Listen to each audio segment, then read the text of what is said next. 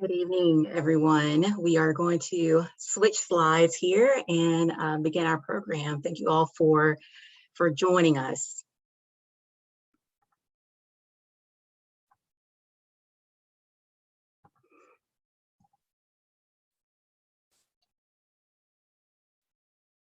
And if you haven't already, in the chat, introduce yourselves and tell us where you're from.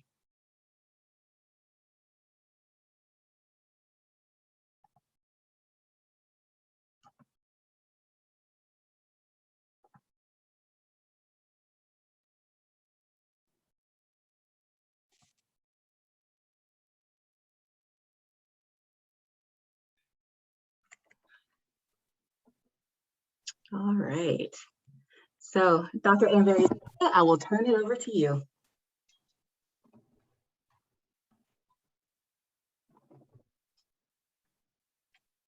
Hello, hello. Can you all hear me okay?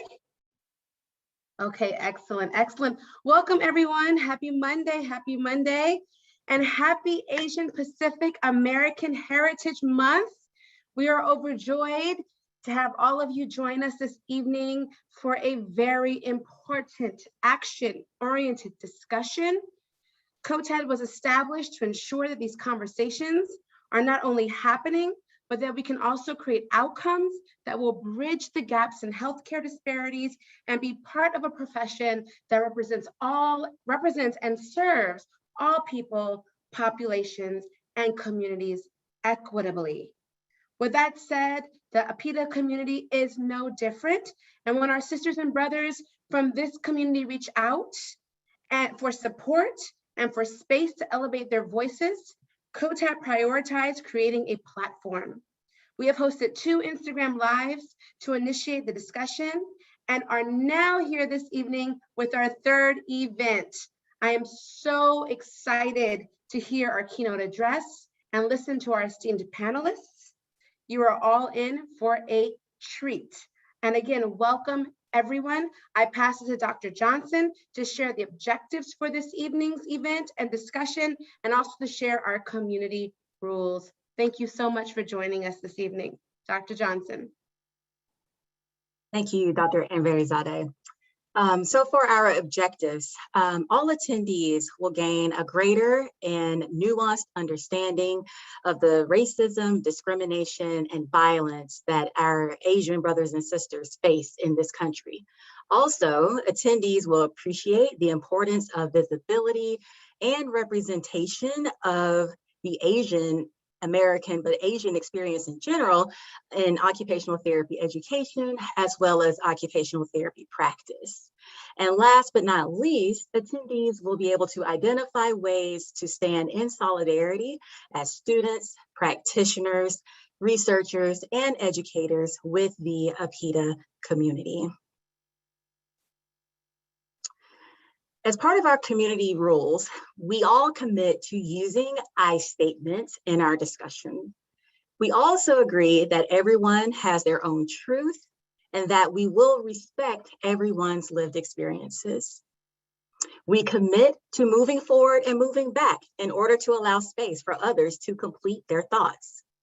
We also agree to discuss the problem and not the person, and to listen and support.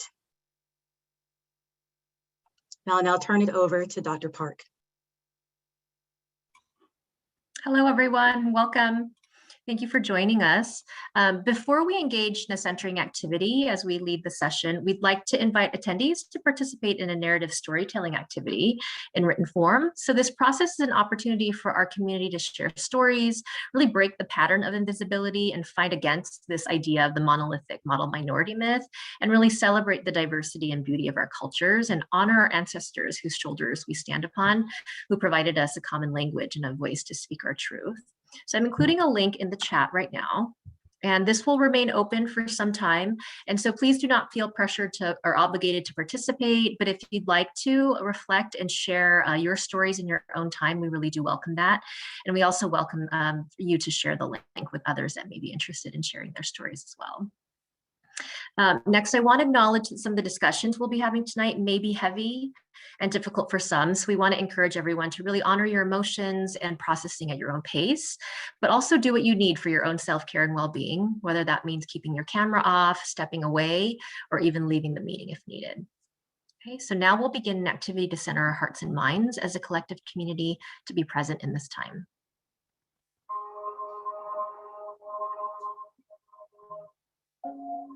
Let's begin by taking 3 slow breaths. Inhale. Hold your breath and muscle tension. And exhale slowly, letting go of the stress and tension from your day, from the interactions with your clients, colleagues, family members, students. A second breath. And exhale and put aside the work you need to get to, the email, documentation, or studying, as you clear your mind and body of all concerns and worries.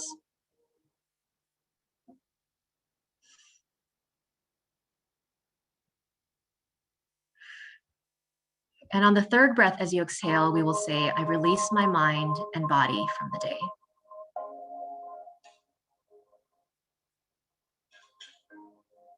And now we'll take 3 more slow breaths.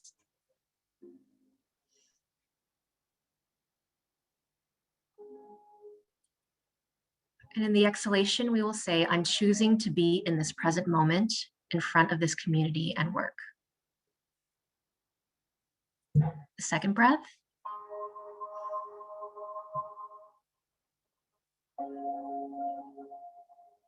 And in the exhale, I let go of trying to control this time or trying to be any other way than myself. And with our final breath,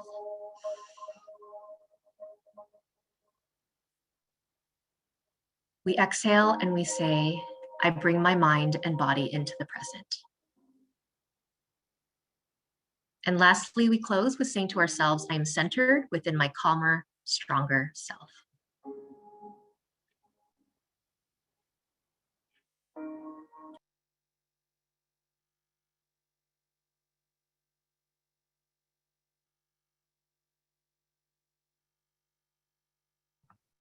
Thank you so much, Dr. Park. I'll now turn it over to Dr. Arabit. Good evening, everybody. Thank you so much for being here. It's my honor to introduce Dr. Kathleen Wong Lau, our keynote speaker for the evening.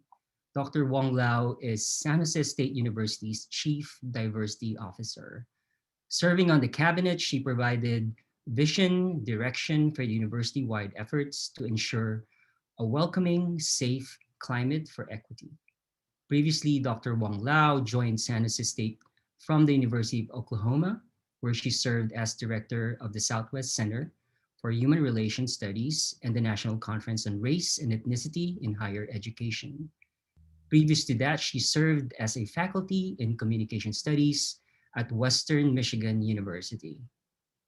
Early in her career, Dr. Wong Lau served as tutor and advisor for Upward Bound and as a bilingual education counselor for TRIO program in San Francisco, Chinatown, where she addressed the educational challenges facing Southeast Asian refugees. At San Jose State University, she is currently working on a deep dive learning platform-based online asynchronous summer institute on deprogramming racism in health and human sciences education, which will have participants from 9 higher education institutions. Her doctorate is in communication with an intercultural concentration at Arizona State University. She is an intergroup dialogue researcher and facilitator. She was named in 2015 by Diverse Issues in Higher Education as one of Women's History Month's top 25 women in higher education, contributing to transformation and change in the United States. A California native and a first-generation college student, Dr. Wong Lau grew up in the East Bay area. She and her partner have 2 grown children, 2 elderly parents who live with them, and 4 rescue dogs. She's bilingual since childhood. She speaks fluent Cantonese And I just want to add that Dr. Wong Lau and I have worked together with students at San Jose when I was a faculty in residence on issues concerning immigration and the Dreamers Act, the Supreme Court decisions, as well as issues with the Black Lives Matter movement. Without further delay, please let's welcome and give a virtual round of applause to our keynote speaker, Dr. Kathleen Wong Lau. Thank you so much for that wonderful, wonderful introduction. You're welcome. And certainly appreciate the connection and the invitation to speak. It's such an honor to speak on such an important topic. And so I'm just honored to appear in front of COTAD. So, and thank you for all the organizers and everybody. So I'll be sharing a screen later towards the end of my talk. But right now, I'll just start with my keynote.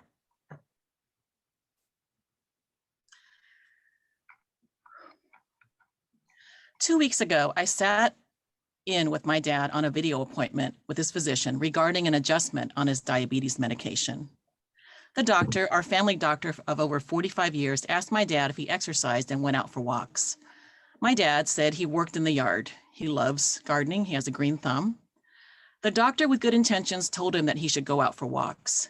I chimed in that he was only allowed to go out for walks if he was accompanied by my children. My dad said he didn't want to be attacked. The physician looked troubled and started saying that if my dad was vaccinated, he could start walking more around the neighborhood. I told the doctor that I also had stopped jogging by myself in the mornings before I started the day. I felt like my gray hair made me an easy target. We live in the East Bay in the San Francisco Bay Area, where there have been numerous attacks where a lone assailant runs up, punches victims in the head or face, and runs off or speeds off in a car. Many are not reported and do not make the news. They might make Next Door or the local edition of The Patch on neighborhood news.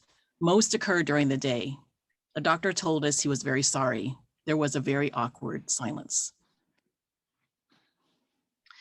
Last week, as a cabinet member, I staffed a meeting with our university president and the Asian Pacific Islander staff group on our campus to talk about priority issues for the APIDA Center, an Asian Pacific Islander Desi American center. And we also talked about issues of employees and students, as well as feedback about the experiences that people were having on our campus. There was talk about the bamboo ceiling, prejudice against people with Asian accents, and a more frequent statement that has been emerging around the country in circles that I've been in, where specific Asian American and Pacific Islander staff have been told by some of their coworkers that because of our proximity to whiteness, we're actually not BIPOC people, that we're not people of color. I have heard, again, I'm telling you, I've heard similar things being said to APIDA people across the country in all kinds of work settings and all kinds of organizations. This really belies the outsider experience that many APIDA folks have in dialogues about race in our country. And this has been historically true. It's not something new, but is being verbalized more towards people in our community.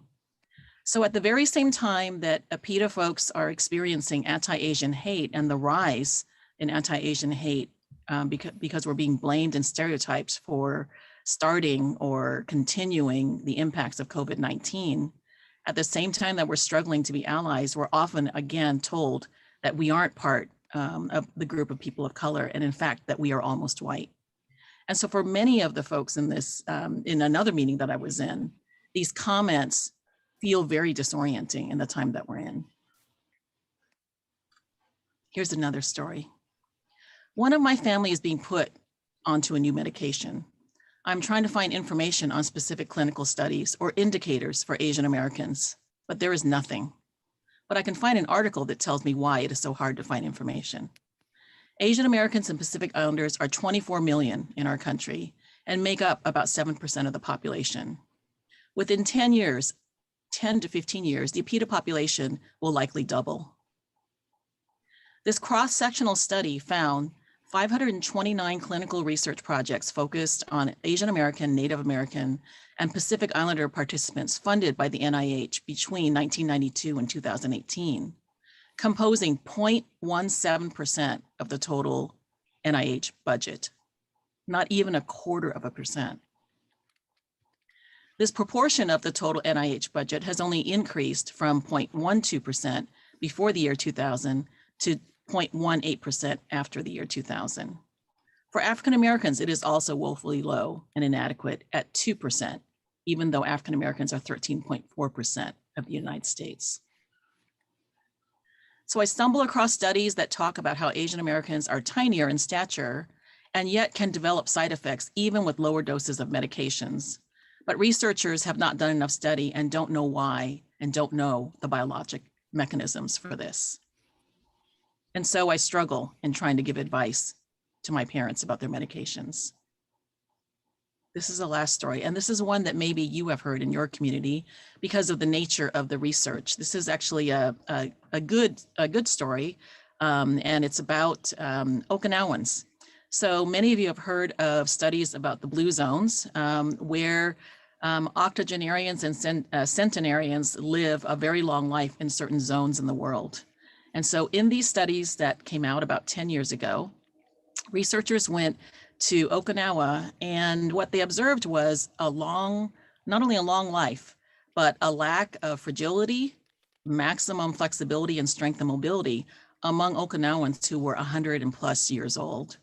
And so I'll read you some of the passages from the study. Okinawan centenarians sit and get up from the floor dozens or hundreds of times per day. This exercises their legs, back, and core in a natural way as they get up and down all day long. Sitting on the floor also improves posture and increases overall strength, flexibility, and mobility. My 88-year-old elderly father still sits on his tiny plastic stool, which reaches about 10 inches off of the ground to put on his shoes. He groans a little now when he gets up, but he says it is good for him, and it turns out he is right. My kids, who are 19 and 22, love to laugh and share Asian memes and posts about the Asian squat. How many people have heard of the Asian squat?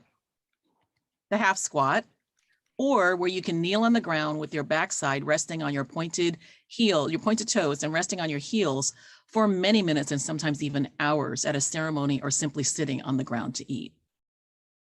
The Asian squat is a thing, and it is something that contributes to flexibility, centering, as well as strength in the lower leg muscles and flexibility in your feet and in your ankles. I often wonder what advice my parents are given as I listen in on their doctor who specializes in geriatric medicine. Are my parents being told to use adaptive devices to decrease the chance of losing balance, but might increase chances of losing muscle tone, core balance, etc.? My parents wore slippers all the time, a tripping hazard, I was told. But at the same time, studies from Asia show that wearing slippers over your life can actually increase and maintain agility in muscles in your feet because of the act of trying to keep your slippers on while you're moving about and doing your everyday business. I share all these stories with you because they bring up different aspects of how my own identity, my own culture, my own multiple needs for medical care information that pertains to me impacts my daily life. I'm not even someone who operates in the world of healthcare, but I do study systemic inequality. I do apply current social scientific research and a frame of inquiry that tells me that all of these stories represent important inflection points of considerations about equity and inequity as we look at communities as vast and diverse as the Asian Pacific Islander Desi American communities. As I pick my way through these recent interactions I have had, it is clear that a cultural framework only works if it is embedded in a systemic racism and systemic equity framework. It is not helpful to only know, for example, Chinese American worldviews of medicine if you don't understand that the impact of racism has mental health impacts, but also physical impacts from limitations of engaging in the outside world to not interacting or venturing out to seek assistance or resources. If there are significant differences in the impact of medication and treatments on APIDA bodies versus other bodies, this undoubtedly has health impacts as well. And so I have to ask myself, how might the unquestioned centering of American, mostly white medical knowledge as the normative practice for optimum health make us unable to see how other ways of moving through the world may bring better health outcomes? Systemic whiteness is literally killing Asian Pacific Islander Desi Americans. It is also robbing us of knowledge about preventative measures, medicinal sources, and healthy living measures that could benefit other groups. There is also the model minority myth that we are doing well in terms of income, higher household income, higher educational levels than the general population.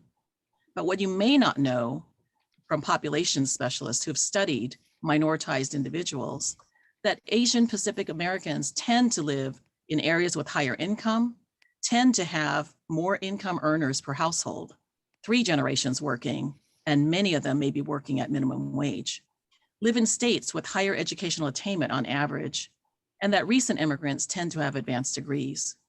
We are the most bifurcated population with bimodalities in higher education, high income, and almost no education, formal education, and low income. So that even when someone laments that APIDA people are being beaten and murdered, we are told, but your community is doing well, when you know that it is not. We are living in a time when our discussions about systemic racism and our efforts to address systemic change need to be inclusive, but not necessarily blindly inclusive. What I'm asking for is for people to learn the specificities of different communities so that when we are proactive, when we are supportive, there are specifics in terms of the methodology, in terms of the content of the knowledge, as well as in terms of the diversity and heterogeneity within a group. Asian Pacific Americans are one of the most diverse communities in the world, as well as in our country. There is a huge diversity of religious identities. There are also experiences of colonization. So there is often many Western religions as well that are part of communities. There are huge dietary differences.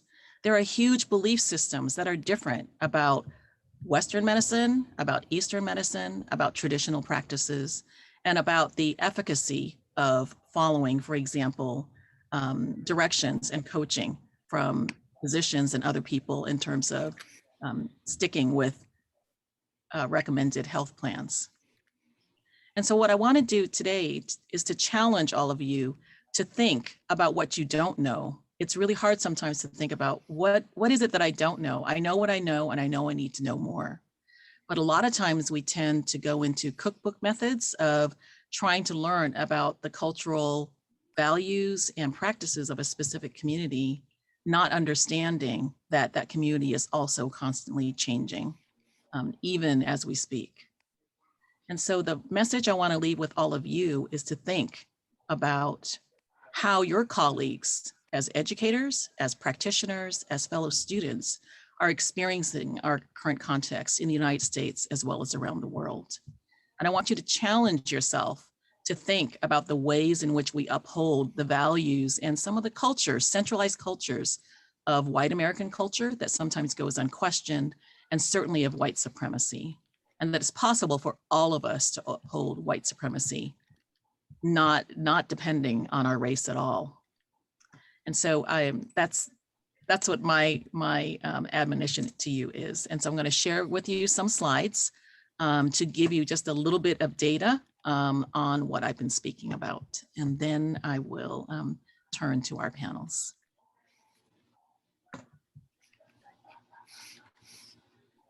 Oops, I need the ability to share my screen. I'm sorry, can someone give me that ability? And if not, it's okay. I can just verbally cover what's on the slides. Okay, you should be able to now. Thank you so much, I appreciate it. Okay, can everyone see this?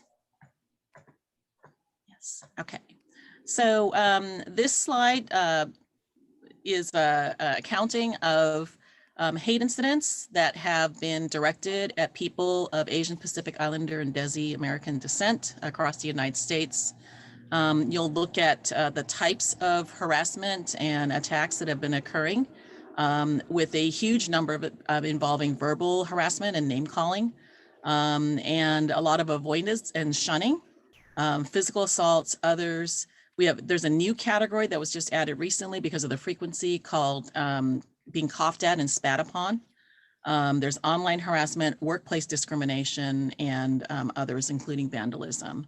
I know here in San Jose State, at San Jose State area, in the area surrounding the campus, that there has been a lot of name calling as well as graffiti and spitting on owners of small businesses, on people as they're going out for their walks, even in the middle of the day. It's actually something that's quite common. And so this comes from AAPIHate.org. It's being run by Russell Jiang, who is a faculty member over at San Francisco State. And so it's something, the numbers have gone up even since this slide was made.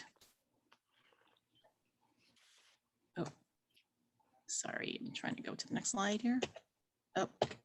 And so what we know is Asian Americans suffer from having the, being put upon as being the perpetual foreigner. So no matter that you were born here, like I was born here, I've had people tell me to go home, to go back to China, oh, you speak English so good. And I tell them I speak it well, actually, those kind of things. And then also the model minority myth, right? So it's that we're taking over all of the higher ed as well as the good schools.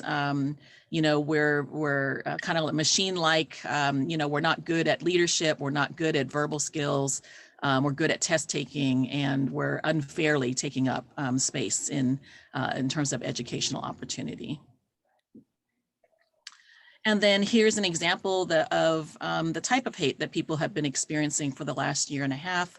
We know that a lot of this is coming from attacks based on the belief that somehow Chinese people and all Asian people are responsible for the COVID virus. So we'll hear things like Kung flu or the Wuhan virus, that kind of thing. And that was perpetrated, of course, by politicians as well as administrations. And you may think that this is a West Coast thing or just mostly in New York City. A lot of the stories you hear about attacks are from both coasts, but here is a demonstration, very large demonstration in Grant Park in Chicago, where there's also been a rise in attacks on people of Asian descent. And then this is not the first time in history, of course. We don't have time because it's not an Asian American Studies class, so I can't go into all of the history. But at the turn of the century, Chinatown was roped off and Chinese people were rounded up and being blamed for bubonic plague in San Francisco and in the whole state of California. This also happened in Los Angeles. Okay. Mental health and perspective gaps from providers. I have heard that people have gone to have been receiving healthcare, and somebody said to them when they said that, I'm just tired of this Asian hate stuff, and someone has said to them, oh, but aren't Asian people successful? So, you can just sort of, you're all doing okay compared to other groups, right? Or you're economically protected. Some assumptions are made about their economic background simply because they're Asian. And in this case, this person said, there's no way I'm actually in the low income, designation. And also that maybe there aren't that many of you, which is a really odd thing to say somewhere here in the Bay Area, but this was said to somebody. And so what people have said when there was a mental health survey done on AAPI folks, here's one of the quotes. There is this feeling among a lot of Asian Americans of, I feel like I've been screaming into an abyss, that when I say I'm discriminated against, no one really believes that it's actually happening, that this is being made up. And then, of course, there's the gap in the clinical research on APIDA populations. Okay, so I'm going to unshare here. So I've given you kind of an untraditional keynote because I think it's important for us to look at these different threads of things that are going on across the country. And many of you probably can relate to what I've mentioned, right? And many of you maybe have seen it in your friends or your colleagues or among your families. And so when we look at the type of things that are going on and we don't think about the theoretical framework that we have and how we're approaching healthcare and culture and knowledge, then we can end up really losing out on either understanding the conditions that AAPI people are living under, or we lose out also on some of the health practices that could be promising. We may be misguided in giving information that is not valid to many different APIDA communities. And so that's my keynote. So, thank you. We are now going to move to the next portion, which is we're going to have the panelists speak. So if I can have the panelists, I guess, are you going to introduce yourselves? I'm so sorry that I don't have this handy. Should I have people? Is someone doing the introductions? Okay. I'm so sorry. No worries at all. Hi, everybody again. Thank you, Dr. Wong Lau, for really sort of situating, historicizing what people of Asian descent have experienced historically, but continue to have to confront in this country. And I think it's a history that is not told enough, and definitely not discussed enough in our occupational therapy community. So thank you for pulling that together for us and sharing that. Our panelists for this evening, we have a group of academics, practitioners, and students with us. A couple you've already heard from, Dr. Karen Park, Dr. Louise Arabic, and then our other two academic panelists are Dr. Beth Ching and Dr. Rick Carrasco. I'll let them say hello. Our practitioners, unfortunately, Dr. Joe Wells had to pull out, but we do have Dr. Jane Koketsu with us. And then our student panelists, Shania Ibrahim and Sarah Garland. So thank you all for being with us tonight, and I will turn it back over to you all to start our discussion. Great. So I'm going to start by asking the first question, and whoever would like to answer, although I think Jean Coquette has asked to answer this question, indicated this is a question she wants to answer. So what are some of the myths or stereotypes about Asian Pacific Islander DESI communities that you would like others to understand or explore? Okay, so I mean, great question. And I think you covered a lot of things that I was already going to say, but I think the stereotype of the well-adjusted, well-educated, well-to-do Asian, needs to not be there. Because I happen to I live in San Jose, I grew up in LA, but I work in East San Jose, which was the hardest hit area in Santa Clara County, in our county, with COVID. And we have some very, the biggest population that we serve in our center is from the Vietnamese population. So, I just want the OTs and the students, academics to know, I think but I do home evaluations, home safety evaluations. So you mentioning the little Asian stool to sit on, showers, and it's very real. I see it all the time. But, I've done a fair share of home visits, home evaluations in very, very substandard homes. So they're not all rich, in garages, just barely livable conditions. So, we need to realize that there are, of course, successful, people who are Asians, but at the same time, in my practice, because of the communities I work with, that's not what I see at all. So I think that's one of the things I wish it wasn't there. So that's one of them. And then the other thing, and I learn this all the time, and I realize I have so many biases myself. The older I get, the less I know. I realize how little I know. And I've been an OT for over 25 years. I've always liked working with people who are poorer, who are minority groups, I'm just more comfortable in that. So my whole career, I worked for the county for a dozen years. And now I work for a company, Unlock Lifeways. And we also work with or Unlock Pace with diverse populations. But people, it's not the same. So like Dr. Wong Lau said, it depends on when they immigrated, depends on the culture or the race they came from. And just because I grew up as a Japanese American with my parents as immigrants doesn't mean that my experience is the same. So, so I learn all the time what I don't know, but I think I have a little knowledge of how it is to be an immigrant because of my parents. I would help interpret and things like that. And my Japanese language ability is actually quite poor. I can understand more than I can speak. But at the same time, I could really relate to Dr. Wong Lau. My parents are they're in their 80s. So I I've looked at their prescriptions, and my mom had a total hip, and I couldn't believe the 10 pages of information she got. You know, it was so complicated. And, you know, so for my career as an OT, we always try to use visuals in terms of pictures and things that are materials that are translated. It's really, really important. And also interpreters as much as we can. So those are just a couple of things that I thought of in terms of, you know, what I would like to dispel. Thank you. Would anyone else like to share? We got one more person share on this question. I can share. Go I can ahead. share. Go ahead. So for me, one of the biggest and I would say most annoying stereotype is that all AAPI people are of the same background or national heritage.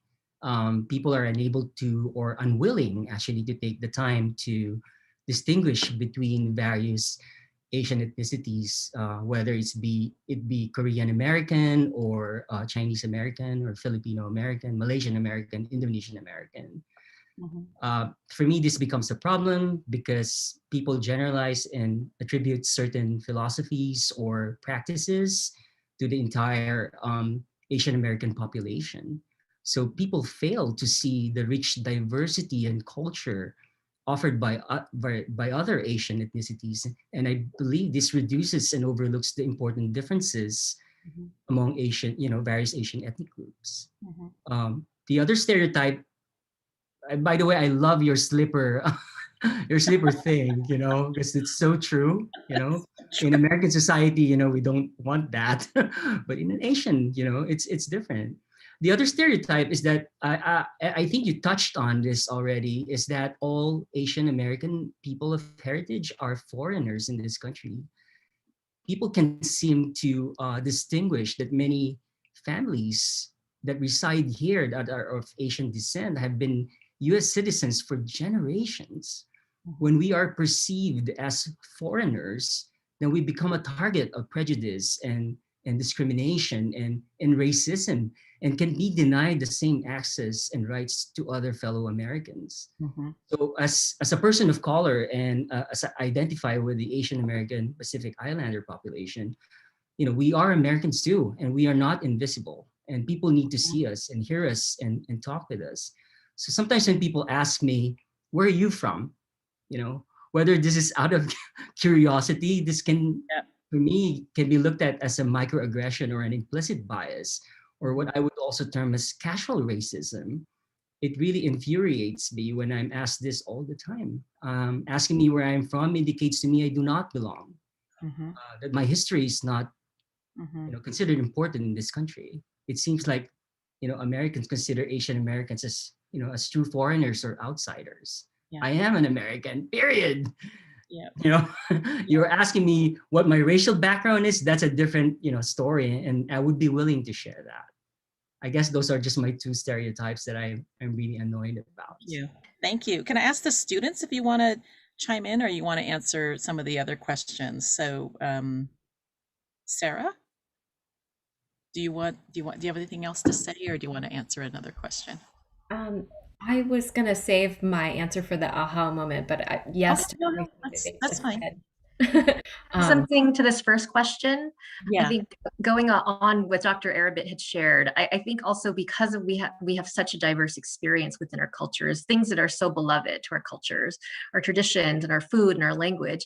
But I think each one of our cultures also carries what we consider almost like an intergenerational trauma too. So being Korean American, we have had a history with like colonization and the Korean War and, being separated from family. And I feel like all of our cultures have that experience in some way. And I think really acknowledging that is so important too, because that's a part of what we carry in our daily existence too. And so when we feel like in our communities or in our society, we're felt like others and we don't belong, we're carrying that piece of this history and this trauma as well. Yeah, thank you. Thank you. What about Karen Park? You indicated you'd like to answer, Karen? Oh, that was me. Oh, I'm sorry. My eyes are really bad on the small screen. I'm on my laptop, so I apologize. I'm so sorry. Okay, all right. Dr. Wong Lau, this is Beth Ching. I just wanted to say really short that we don't all look alike. No matter where, I've been an occupational therapist since 1985, and no matter where I've worked, I always call it, I don't have the eye-shaped privilege. I don't have round eyes. I have almond-shaped eyes. And it appears that many people in our society think that everybody that has almond-shaped eyes looks the same. Yes. I've been, the first position I worked in an acute psychiatric setting, and people I was mistaken for the dietitian. And all the people I've been mistaken for are lovely folks, and nothing against them. Right. But it's just that it seems like we don't have a personality, and people cannot distinguish, even though there's decades apart, sometimes the people that we are mistaken for. And my current position at a university, I'm often mistaken for another colleague. Again, not good on her end, because I'm at least 10 years older than her. Good on my end. People think I'm youthful, I guess. I don't know. But nevertheless, it's very disturbing. And of course, I always play it off. And I always, being part of our Asian humility, giving people face, I always play it off, make a joke. But it's very hurtful. Mhm. Thank you. I think that's happened to a lot of us. I'm pretty sure. Yeah. If I may say something, this is Rick Carrasco. Yes, please. You touched lightly on the sense of history, which I really was touched about, because I think that with history, we learn about what our generations before us have gone through. And there's so much about Asian history that needs to be learned, not just the good things, but also the sad things that happen, the lynching that we see on television, the murders of the uncalled for death of some people. Are you referring to Vincent Chin, Dr. Carrasco? I'm sorry? Are you referring to Vincent Chin? Yes. And so that takes us back to some of the things that are really similar to what's happening now, but it happened a while ago. And there's a lot to be learned about those things. Then again, there's history that's set by our ancient philosophers. And so those are the good things. And so I thought that I'd mention both, partly because I think that we need to look at both. Very powerfully stated. Pleasant and yeah. Yeah, thank you. And talking about history, do you mind if I jump in real quick? Please, go ahead. I started taking classes in Asian American studies, when I was in college in the 80s. And that's when I realized, wow, this is a history I've never learned ever. I only learned about the Mayflower and, all of that. I didn't know, because my parents were immigrant, I don't know, maybe I felt like I was just ballooned in and dropped, and that was our history, but I really didn't know anything. So it was really great for me to learn. And that's when my scales fell off, like, wow, I'm part of this country and part of this heritage. So I would highly recommend educating yourself. And if you're interested and curious, and PBS has an excellent 5-part series. You can watch it free on YouTube called Asian Americans. And it talks about some of the things that were mentioned, but I would highly recommend watching those, that series. Yeah. There are also some things that are happening right now. For example, somebody who's here with us right now has a relative who is very active in the things that are happening in the Asian community. And I believe it's the Asian, Lillian, the Asian Museum of Fine Arts. Well, there's multiple things. I'm sorry to interrupt and cut me off because I get very verbose. But I'm a Chinese American born here. My parents came from China. And so many of the factors, there's many layers of what you're talking about, because we have immigrants like Rick, who was not born here. We have the Asian Americans who were born here with their own identity and non-country. I'm 5'10" Chinese first generation, and that's so atypical compared to the typical Asian women who are 5'6" and petite and beautiful. So I think there's a lot of layers of the history behind the Chinese Exclusion Act, what then transfers into all Asians because we all look alike, you know. So a lot of those topics were discussed with you all. But Jack Chen, Tchen, is at Rutgers University, and what the process has been with this anti-hate um, uh, crimes is that, yes, we were not educated in the 80s about Asian American discrimination, even though we knew about the Japanese internment and why did that happen. But the series that was mentioned, the 5-part series, is very good. There's an ongoing dialogue that I'll send the references to Rick to, you know, post on wherever you want to post it, that are multiple resources for all of you to look at in an ongoing dialogue. The Chinese American Museum in Chicago is having a 5-part series of panel discussions with different Asian American historians and talking about the Asian American hate. Jack is he's at Rutgers University now. He started the program at NYU and started the Museum of the Chinese Americans and has many displays and, you know, moving forward, the Yellow Peril book, if you all look at it, will show the depiction of the colonialism. And that's the focus now, is showing the colonialism as how it impairs all races that are not the colonialist white race. And that affects us.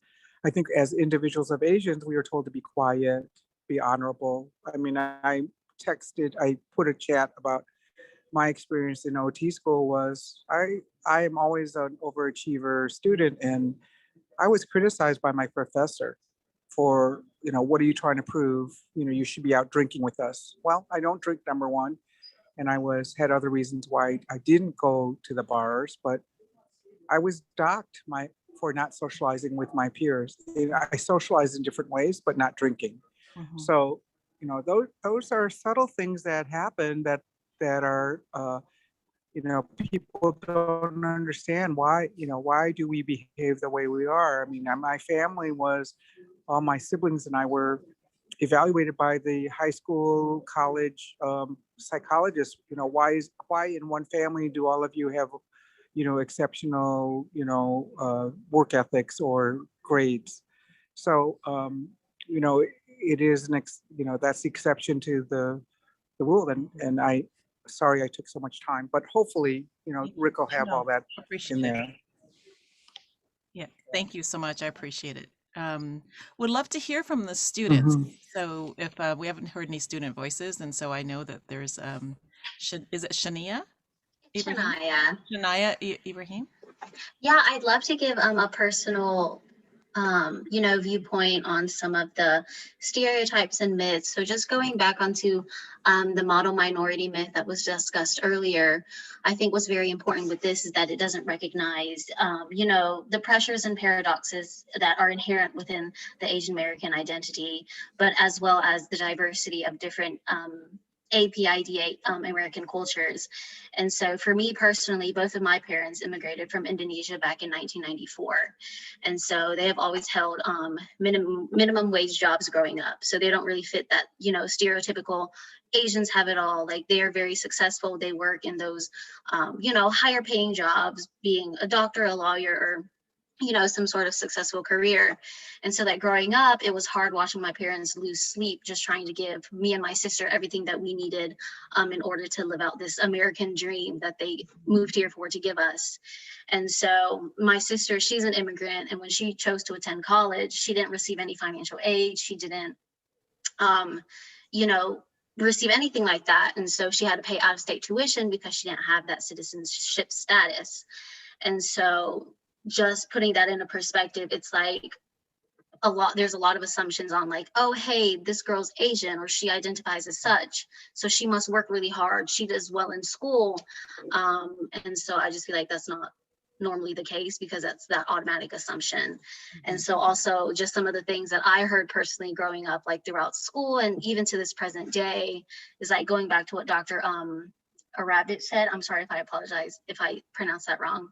But like the question of asking, where are you really from? Or the you know, assumption that we eat cats and dogs at home, or just being referred to as things such as like ling ling or ching chong and just things like that. That just automatically is the things that come to mind for my personal experiences. But also I have found when I'm applying to like jobs or schools, people automatically assume that, oh, you're totally going to get in, and because they need, you know, people of color in their program, and that kind of just undermines my qualifications as an individual to get into a program, but just really highlights, oh, I'm going to get in because I'm going to add color to the pot. And so it kind of just like has undermined it, like my achievements in the past. And so I really feel like by dismantling that myth, the steps we would need to take is to raise awareness in not only yourself, but also in those around you, but also noting the individual differences that exist within our community. Great. Thank you. Thank you. Sarah, do you want to share anything, or can I go on to the next question? Sorry, you can go on to the next one. I'll save Okay. it for the next. Okay. The next question is, cultural competency is sometimes seen as value neutral on systemic racism. So you get all, you get this chapter or this reading on cultural competency about a certain group, a specific group. What are potential impacts in terms of care provider patient relationships and eventual health outcomes if a scholar, student, or practitioner does not think of the impact of racism on APIDA communities? So if you just sort of I'm just going to look at cultural competency, I'm going to ignore the fact that APIDA folks are impacted by race. What are the potential negative outcomes? And so Sarah, if you want to take a crack at that, because you haven't had a chance to speak, you can go right ahead and do that if you'd like. Well, kind of just going back to the, monolith theme that we're going with. I mean, there's huge variance of cultural identity within there in terms of people talked about diet, religion, just family values and the intergenerational living and stuff. So I think not understanding that and in how you practice will affect the people that we're trying to serve. Great, thank you. Mm-hmm. And I think that Karen would like to answer this. The next one. Next one. Oh, I'm sorry. I'm reading it in chat. Okay, great. Okay. I can answer this. Go ahead. Thanks. So thank you for this question. So I think that APIDA communities have their own needs, just like any other, minority groups in this country. Let me just say that, a study that was done by the Institute of Medicine in 2014 stated that when healthcare practitioners are as diverse as they can be, it stimulates the health of a specific population. So I thought that was really, really interesting and really good. It gives us a study that, if you're someone from a different culture and you're working in, with another culture, another population, it stimulates that population's health. So I've seen this when I was an OT practitioner, when you work with someone who's the same as you, it looks the same as you, and wants to work with you. Now as an academic, it is also important to understand, I think, the cultural backgrounds of our students and the people in general we work with, so we can provide service to our customers, our public, and know the struggles in particular with the AAPI community. So the way I look at it is like, for our clients, if we don't know what AAPI is and the needs of the AAPI, then they might not get the proper healthcare they need. Just like what you're telling me, the story of your dad. So as practitioners, we provide the most, cultural, diverse, equitable, and exclusive OT eval and intervention when we work with our clients. Do we do that? Are we taking time to know their story and incorporating that in our practice? As a faculty member, I think without faculty understanding the cultural strengths and background of their students, many of us may not be able to teach effectively and impart the knowledge that we want to impart, because we forget that people learn differently from different backgrounds, So it's important for us to take that into consideration as a faculty, and develop and consider developing strategies or teaching strategies from an individualized to a more integrated type of teaching or model. And as a researcher, we need to also be very inclusive. You know, we have to be diverse and equitable in promoting research that focuses on the needs of AAPI populations. How many of us do that? Are we being reflexive and reflective in our research and considering the needs of, you know, these populations? So that's all. Thank you. Anyone else want to answer this question? Go ahead, Beth. Thank you so much. I think we like to use the term cultural responsiveness in terms of our work with the clients and patients and also with students, as I believe that it's more like adult learning to me. It's a lifelong process, whereas cultural competency sounds like a checklist and it's an endpoint. And so I like to use the term cultural responsiveness. And I think if we don't do that, I think sometimes we've learned, when I went to OT school the first time, it was kind of like treat the golden rule, treat the patients like you would like to be treated. But what we say now is it's the platinum rule, treat people how they want to be treated. And we also miss out on a lot of trauma, unfortunately, with our APIDA communities, because let's face it, a lot of us have gone through a lot of trauma. But I think, again, to me, I've had the pleasure of working in, I have some diversity training. So I have had the pleasure of working with folks from all walks of life. And it's interesting to me because, like, when I work with my African-American colleagues, when they go through some trauma, I'm just saying this as a blanket statement. I don't know if this holds true for everyone. So I just want to say I'm not trying to represent everybody. But when they go through trauma, we get together and we talk about it, right? And we rant, we rave, and we process it and get it through. Now, for me, even though I'm a third generation, I was raised by Asian parents. And that to me means that when I go through something, there's a lot of shame around it. And there's a lot of like, oh my God, like, I don't want other people to know that I'm going through this stuff. And so I think I misses out on a lot of healing because my background is in mental health. And I think there's a lot of healing that we can do communally, because I think so many BIPOC communities, Black, Indigenous, people of color, our communities are collective. We share our joys and our sorrows. And so when we're not able to do that, then I think it compounds the trauma. So I really like your question, Dr. Wong Lau, because I think that's so important. And the cultural competency piece, I mean, even in terms of occupations, when we talk about occupation, meaningful activities for people, a lot of times colleagues that aren't from APIDA communities, they think, oh, even around eating, oh, well, I check off because I've included chopsticks. And when we know, like a lot of our cultures, we eat with our hands. We don't eat with chopsticks, So, I mean, I think there's a lot of these assumptions that if we took the time, if people really took the time to be there for us, they would know. Thank you. Thank you. And everyone may call me Kathy, but thank you. Thank you so much, Beth, for sharing that. It's very heartfelt and very, very accurate, I think, in terms of what the data shows too, right? That the group that most underutilizes mental health services on America's college campuses are APIDA folks, right? By something like threefold underutilization, right? So yeah, great, thank you. Shall I go on to the next question?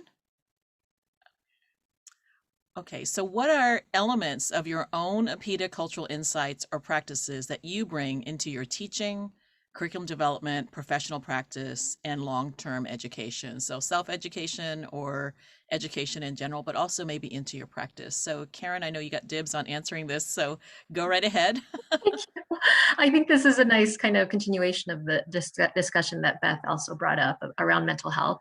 And I also want to acknowledge that May is also mental health awareness month too. So I think there is this intersection of Asian American experience and identity and the trauma that we experience and also mental health. So I understand there's still a lot of stigma and shame around mental health within our community. And I am an educator. I'm a second generation Korean American. I am an educator. I'm a doctoral coordinator in an OTD program. And these are some of the things that I'm thinking about in terms of my teaching practice and how to be more trauma informed or be aware of kind of the situations and experiences our students are having. Because first we carry that intergenerational trauma, whatever that may be from our family history, but then it's how we process the discrimination and then the microaggressions and then the feelings of exclusions that we may experience. And this was something that happened actually a couple days after the shootings in Atlanta, the murders in Atlanta, where I have an OTD student who her project is on the occupational impact of individuals that have experienced mass shootings. And I'm not her lead coordinator, but it was on my calendar and it was like 9 a.m. She was doing a defense presentation on her OTD. And I knew her topic, but I went to this meeting, to this presentation, and I just was not okay in that moment. And I had to go off camera and I had to just kind of collect myself. And, you know, like there are these triggers now, and we might refer to them as tertiary types of trauma or tertiary exposure to trauma, where I'm very distant from Atlanta. It's not anyone that I know personally, but that it affected my community, and it brought so many feelings and emotions and grief around kind of the crimes and the violence within our community. That tertiary exposure to trauma really had an impact on me. And I was really struggling with being professional. And then I had students that are also Asian American, and they were struggling with, you know, being in class and being present and meeting deadlines. And, you know, they were afraid of being unprofessional. And we were discussing this in a faculty meeting about like, how do we address this? How do we support our students? And someone mentioned like, well, we need to be professional. And I've really been stuck on this idea because I'm annoyed. Some people have said that we're annoyed. So I'm annoyed by this idea of professionalism and what does that mean? And can we decolonize professionalism? Because now I'm feeling like professionalism is this word that we use to cover suppressing of our emotions and grief. And it's dissociating and compartmentalizing. And now it's silencing our community. And now it's dehumanizing us that we have to not feel these emotions in the name of being professional in our you know, academic or professional spaces too. So I'm really trying to think about what that means, you know, for my students. Do we extend deadlines? Do we cancel non-essential meetings? You know, do we provide more support? Do we allow, you know, time and space for discussions and processing and healing together? Is that our responsibility as educators? I think so. But those are kind of some of the things that I'm really trying to integrate into my teaching practices, because I think it's important for me as a human to feel like I'm a part of this community, and hopefully we all care about each other too. Great. Thank you so much.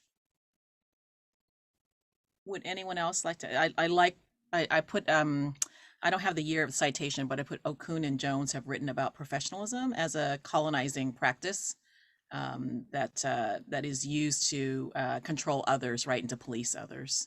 So in organizations. I'd like to say something. Go ahead, please, Rick. Thank you. Related to embedding my culture into my teaching in my administration. I grew up as an OT in the old traditions. Over 40 years of experience in the profession, and many of those years have been in academia. And so as the person that designed the program at Nova Southeastern University, it was a challenge for me to propose a hybrid program when it was not really the thing to do. And so it's really a contrast to what I grew up with. But then at the same time, because we don't see our students on a regular basis, I had to find a way that I could connect what I grew up with how we do things as a program. And so I'm sure you guys have heard of the implicit curriculum or the hidden curriculum, which focuses on celebrations and all of these things that are good that the students are go through and you celebrate them. And so we start out our program for entering students with an entrance colloquium, which is a celebration of different things that we do as individuals.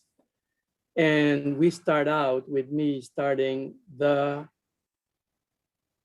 first day, first hour of the entrance of the 2-day entrance colloquium with all the students, all 40 of them, going into the room, and what they find are bunches of food to make a hot lunch. And it's a Filipino recipe for lumpia. I don't know if you guys have had lumpia. It's a mixture of vegetables and it's sauteed together with antidote seeds and tasty peanut sauce. And they all learn. And then at the same time, they get to celebrate each other and know each other in the process, a group dynamics kind of thing in a Filipino way. But at the same time, at the end of the day, we celebrate each other for having, actually, we celebrate at lunch when we eat together. And all throughout the 3.5 years that the students are there, their experience, their journey with our OTD program is spotted with celebrations, starting with the fall ceremonies that celebrate each one for whatever they had accomplished during that time of their education at the university. So I found a marriage of what I grew up with some strategic ways by which the whole program celebrates each other through a hidden curriculum. And it's not so hidden because they know that we celebrate every time we turn around. So it's wonderful. Thank you for sharing that. Great. I'm going to go to the last question. We have 12 minutes left. I'm going to go to the last question. And I think this one is one that Sarah wants to answer, as indicated before this, that she wanted to answer. So here's the question. Share an aha moment you have had, any transformative insight or practice on curriculum, pedagogy, practicum coaching, or other areas that would help the audience understand how to begin to change how occupational therapy education integrates Asian, Pacific Islander, Desi Americans into health education. So go right ahead, Sarah. Yeah, so thank you for that question. Yeah, I don't know how this quite integrates into curriculum and whatnot, but I will say my aha moment that I had recently was, you know, I'm going to school in Atlanta, Georgia, and I grew up in Ohio, a Filipino American, where there was not a lot of Filipinos, and you know, my dad was trying just so hard to like fit in, right? And you know, we certainly experienced our fair share of racism and whatnot, but I've always kind of in my mind thought of it as like, we don't have it near as bad as like our African American friends. And in all this social unrest leading up to this, you know, it almost felt like I can't say anything about, you know, what you know, these rising Asian American hate crimes. And then when the shooting happened in Atlanta, the mass shootings that happened in Atlanta, and it really struck home. And I had friends, you know, from all over the country calling to check on us, and our, you know, Asian community here in Atlanta kind of pulling together, and, you know, just having those same feelings of almost like, gosh, this is so horrible, but it doesn't even compare. And then reading something that was like, yeah, duh, it's not about comparing who has it worse, you know, it's all horrible. Like any kind of discrimination or racism is horrible. And so it's about working together and, you know, examining what I'm feeling, examining what other people are experiencing, and just working to make it better. And that, I mean, it sounds so simple just saying it out loud, but it really was a big aha moment for me to feel like I am allowed to have those feelings and experiences, and it's just not about comparing who has it worse, but what we can do to make it better. Thank you. Anyone else want to share an aha moment on the panel? And if not, go right ahead, Jean. Oh, Jean, and then Beth. Okay, I think a aha moment I had this year, I serve on the OTAC, the OT Association for California ad hoc committee for DEI And so we've been meeting since last fall, and we have to have some deliverables and things like that. That's understood. But one of the ahas I had is every single time our subcommittee would meet, there's 7 of us in our team and 30 overall. But whenever our team would meet, it was always after a major national event, right after the Capitol riots, right after the Atlanta shootings, and there are other things. And we literally meet a couple of days later. And for me, I've been thinking about the professionalism. Oh my goodness, we have so much work to do. What should we do? Should we talk about it? But I think what I learned is, just giving space. I'm not even kidding, 3 to 5 minutes of just saying, are you okay? Wow, that really sucked, and just kind of giving it space. And our team, we are getting to know each other, we've known each other. So we have an understanding of the pain of it kind of corporately, but just giving a few minutes of space really helps, has helped our group. So, I'm just speaking to our team, but I feel like it's helped. So even some of that, and also, just acknowledging, I think, is a good thing. And sometimes I think for the professors and others, like Dr. Park said, it's hard on us too. I teach, once in a while at San Jose State, but when things happen, we're also processing. It's not always easy to just, acknowledge it right away, because it's just, the Atlanta shootings really hit me hard too. And having this extra vigilance, and I had to tell my college-age son, don't go running by yourself. My husband's auntie just 2 weeks ago in our area was, screamed at, the car slowed down and they screamed at her, are you Chinese? And then they slowed down and backed up and came back again. So, these things are happening. So I think that there are triggers like that. So I think in terms of, I think it's helpful also to just check in with people, not solving their problem for them, but just even asking is helpful. How are you doing? Are you okay with what happened? Not really, or they'll say, yes, I'm okay, but just thanks for asking. So I think that's been meaningful to me when people just ask. Thank you. Yes, thank you. Beth, go right ahead. Yes, I want to agree. That is very powerful. I just want to say that what's come to mind is I'm getting towards the down slope of my career in occupational therapy, and what I've discovered is that I've decided I'm just going to be my authentic self as much as I can, and so I feel like again I come from Vallejo, which Vallejo, California is in Northern California. It's unfortunately one of the, it's the greatest thing because it's the most diverse city in terms of like a quarter of the population being white, Black, Asian Pacific Islander, and then a quarter being Latinx. But also what's difficult about coming from there is that like, I come from a really, again, I wasn't poor, but I come from a low income neighborhood, and it's just there's a lot of assumptions people make about us, I think, as Asian Pacific Islander, Desi American folks. And so, I always feel like when I come from Vallejo, it's mainly a Black neighborhood, actually. So when I think to myself, I'm like, people they don't know me. They're making all these assumptions about me. Like my niece identifies Black and Asian, right? So she's Blasian, right? My son, half my family through marriage, they're Latinx, right? My son's Chino Latino, right? He's Asian Latino, right? And so I don't say that like, oh, I have a Black friend or I have a Latino friend. This is my family, and so this whole thing that Kathy mentioned about like we're close to white folks. And again, nothing wrong with white folks. I'm just saying to be invisible where people will say like racist stuff in front of me because I'm white adjacent. I hate that term. Yeah. I'm not white adjacent, so why are you saying all this crap in front of me?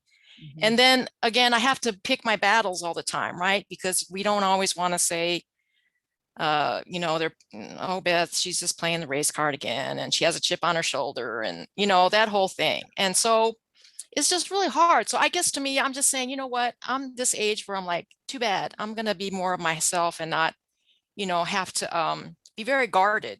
I feel like a lot of work in our profession, you have to be really guarded because it is a very,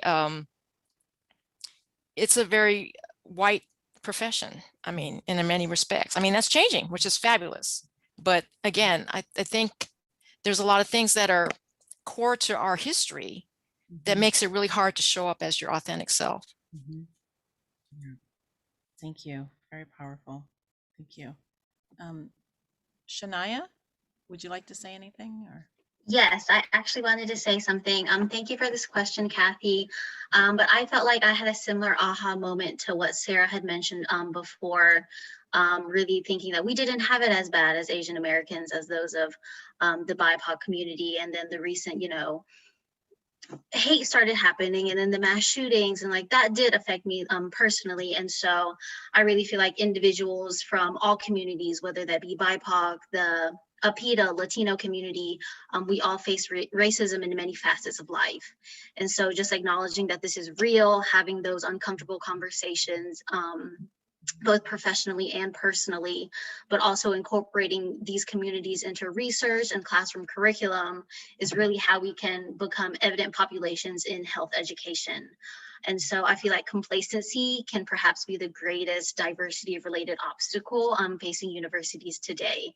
And so inclusion needs to be more than just checking a box. And so I say, just be proud of who you are, where you came from, and just share that with the world, because representation matters. Thank you. Thank you. And Sarah? I want to say something, Kathy. Okay, go ahead. My aha moment actually is working with this group, Dr. Cheng and Dr. Park and the COTAD group. I know it was a morning when I texted Dr. Ambarisade.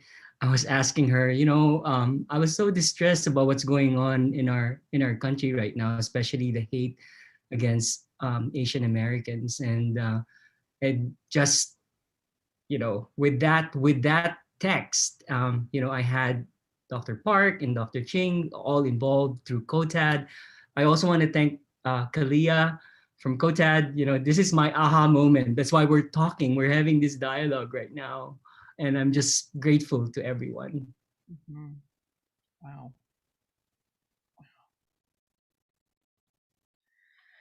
Thank you. I think that this has been an incredible evening. I think that the wisdom and the passion that's been shared and the insights, I think are ones that I think many of us can relate to. And even if we've never experienced it ourselves, we've certainly seen it happen to other people. And so having this, I do want to share, and I know that Karen is the expert here probably on what the emotional harms are of being suppressed or being invisible, right? So a lot of times we think, I'm thinking of Beth just sort of saying, too bad, so sad, right? I mean, that's how I feel some days. But I think that when we decide to avoid talking about these issues and self-reflecting and processing in community with other people, I think that we cause so much harm to ourselves, but also we model behavior that's unhealthy for other people. I'm very conscious in my leadership role of trying to model what processing looks like. And it can be very scary, and it can be really poorly done. It can be, people can walk away feeling very emotionally tired. But at the same time, how many people have been in a room where what the elephant is in the room and no one will say anything and everyone acts like everything is fine? That is just it's so soul killing, right? When we think about our psyches. And so I really appreciate this space that was made by all of you, by the panelists, by the organizers, but also by all of the warm nods and looks of recognition, I think, in the Zoom room. I know that sometimes we say Zoom is not a good medium, but I think that in this case, it has worked to bring us together. And it would be different if we were in the same room, but I really appreciate the level of transparency, willingness to share, and be vulnerable, but also because you want to be able to help other people as well in this group. So I'm just so grateful and feel very honored to be amongst all of you. And I see all the student faces here. I'm assuming some of you are students, but and educators and practitioners. It's really inspiring to know. I wish I had these kind of conversations when I was a student, and these weren't normative when I was a student. So thank you. Yeah, thank you all again. Y'all please join me in thanking Dr. Wong Lau and all of our panelists for sharing with us this evening, giving of themselves for our learning. So thank you so much, all of you. And so to kind of help us recenter, I'm gonna share my screen again and turn it over to Dr. Chang.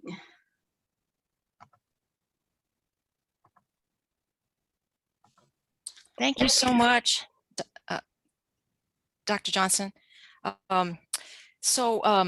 This is an activity I'd like to preface by just saying, and we're going to be taking some deep breaths because we engaged in a wonderful occupation together, and we're going to be doing that. But I just wanted to preface it by letting you know where it comes from. This was a practice that I did with older adults when I worked with older adults in a partial hospitalization program. And we did it in a chair. So that's why I chose it tonight, because I thought, oh, we're all going to be sitting for the most part. And I also do this in an activity in a course that I'm very honored to teach called Health Promotion and Wellness. And honestly, I was asked why. There were several people that wanted to teach the course. It's a fun course.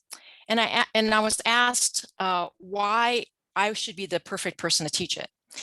And to be truthful with you, one of the reasons I said was because I identify as Asian American. And in this course, we talk about all of our beautiful Pan-Asian health practices that oftentimes are not attributed to our beautiful APIDA cultures. Yoga, mindfulness has its origins in Buddhism. So I feel that it's, a lot of our cultural practices are in the mainstream now, and I just want to call it out for the history behind some of these wonderful, beautiful spiritual practices that we take for granted. So with that, if you would sit in a position where your feet are flat on the floor if possible, and have your arms to your side a little bit loose. And you can close your eyes if you choose to. If you don't want to close your eyes, that's perfectly fine too. But would you please put your your hands together and put them up, bring them straight up, and inhale while you do that. Inhale, bring your arms up. Great. Pause a minute and exhale and bring them out like it's the sunset. Your arms are going out on the exhale. Good. That was our practice one. You ready? Okay, let's do the second one. Inhale, put your arms up. Getting ready to make that sun. And then bring your arms down in an arc. Exhale. Good. Shake your arms out a little bit if you choose. Last one. Please make it good. Inhale.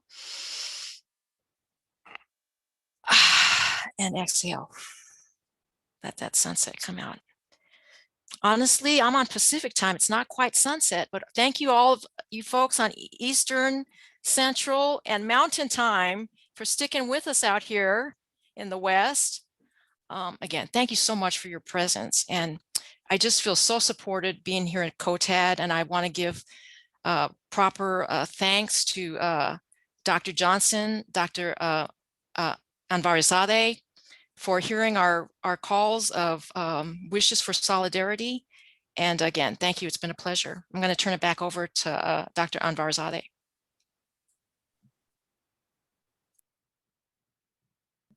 Wow, that was amazing. That was amazing, Dr. Ching.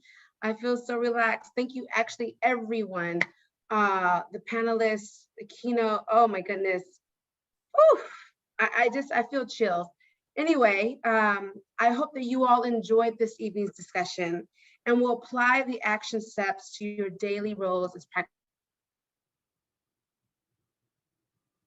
practitioners and as students. I love doing these conversations and welcome all of you to join the space again. And remember to be mindful that intention does not equal impact. Make a difference, be an accomplice, and take action. Have a lovely evening, and thank you everyone for your wonderful energy, time, and attention. Have a one. Bye-bye. Bye-bye. Thank you. Thank you. Thank you so much. Thanks, everybody. Thank you.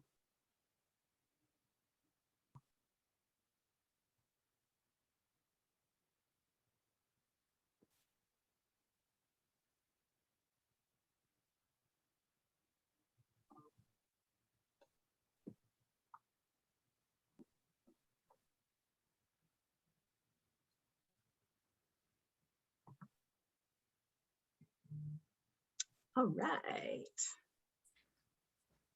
Well, thank you all again. I echo Arame would say, like, I have chills. And, and I've shared this before with Karen, Louie, and Beth in our conversations, that the last thing you want to be able to connect with people is shared trauma. But, it's part of the American experience for us, right? And just to hear the very same things that you all have to go through, it's heartbreaking, honestly. But I appreciate you sharing your stories, because it's people in OT need to hear it. They don't have exposure enough. And I really hope that they take these narratives and use it to fuel the cultural shifts needed for us to really, I think, engage with all the communities we serve in an inclusive and anti-racist way, for sure. So thank you all. Thank you. And yes, Kathy, so nice to meet you. And again, just a wonderful job. Thank you. Kathy, you were phenomenal. Kathy. Yes, Kathy, fabulous. Fantastic. Phenomenal. Thank you so much. Well, gosh, I think the